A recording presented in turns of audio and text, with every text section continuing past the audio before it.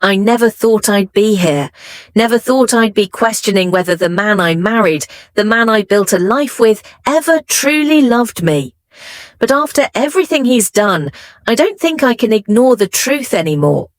It all started at 6 in the morning. I caught him coming out of another woman's apartment, using my car with his phone location still on. He tried to lie, saying he was at his mum's house, but I wasn't stupid. I knew exactly what I was seeing. The moment I confronted him, something in me broke. I didn't scream. I didn't cry. I just left. Took my car, went home, and changed the locks. Maybe deep down, I already knew our marriage was over. I thought he would at least feel some shame, that he would try to fix things. But instead he stopped paying the bills. He let me struggle, knowing we were already behind, and when I asked him about it, he lied. Told me the money was taken for child support. That was just another excuse. Another way to make me believe he wasn't abandoning me. Still, somehow, he came back. He promised to help, promised to be better, but it was all empty words. He kept sneaking out at night, waiting for me to fall asleep before disappearing for days. And when I finally got access to his computer, when I saw what he had really been doing, I felt like my heart had been ripped out of my chest. He was posting women online, showing them off like trophies. He was taking them to his mum's house, bringing them into the same spaces where we built a life together. And yet, he still kept coming home, still kept acting like he had a right to be in my life. It got worse.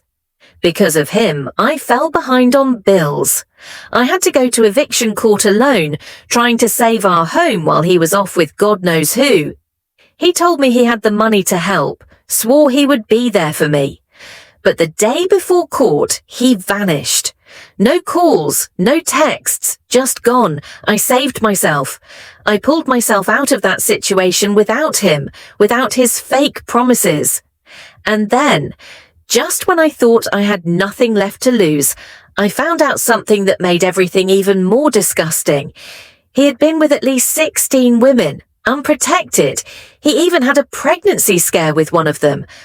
That was when I knew there was nothing left between us. No love, no trust, nothing. I let him come get his things. I didn't want anything he touched in my house anymore. But even then, he humiliated me one last time. He stood there, yelling, crying, putting on a show like he actually cared.